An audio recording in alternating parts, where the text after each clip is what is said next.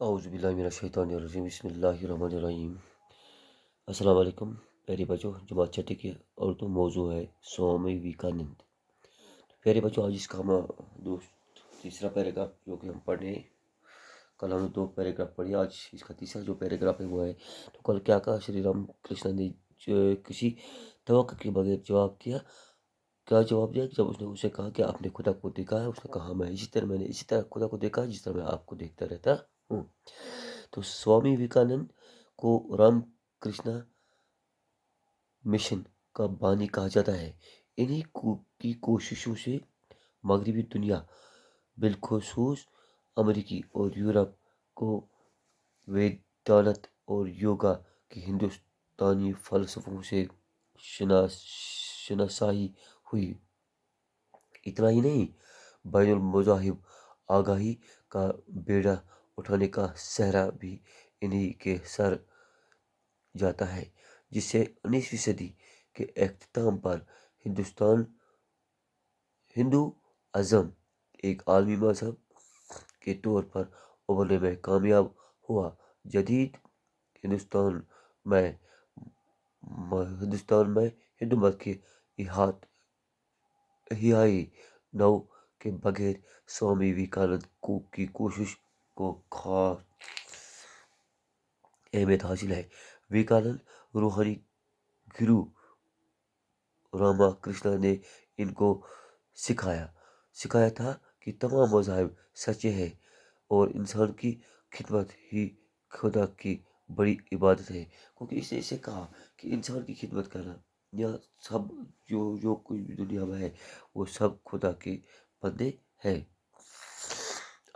اپنے گرو کی وفات کے بعد ویویکانند طویل سفر پر نکلے اور بستی بستی گھوم کر لوگوں کی حالت کا اپنی آنکھوں سے مشاہدہ کیا۔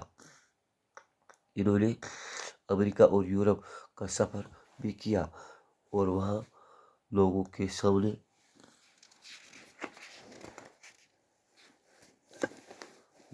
سامنے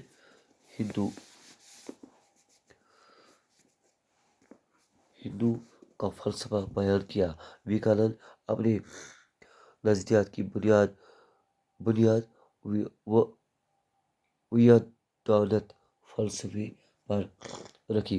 انہوں نے اپنے پیروکار کو ہدایت کی کہ وہ پاک دل اور پاک نظر ہو کر رہیں اور خود غرضی اور لالچ کو چھوڑ دیں۔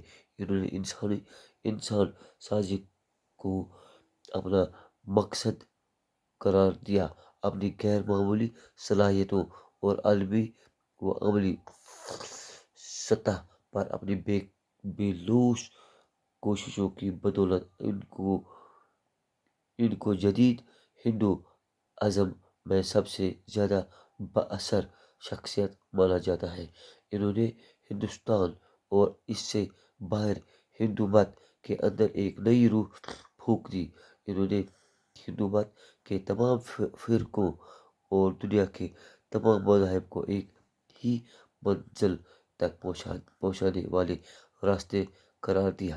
ان کے خطبات پر مشتمل کئی کتابیں منظر عام پر آ چکی ہیں اور دنیا بھر میں شوق سے پڑھی جاتی ہیں، کیونکہ ویویکانند نے تمام مذہبوں کو یہ دعوت دی کہ خدا ایک ہے۔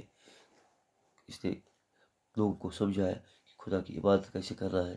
تو اس نے لوگوں کو ایسے سمجھایا کہ لالچ کو چھوڑ کر اچھے نیک دل صالح دل بنے، تاکہ آپ اپنے رب سے پیارے ہو جائیں گے۔ شکریہ۔ کل اس کے جو سوالات ہیں انشاءاللہ کل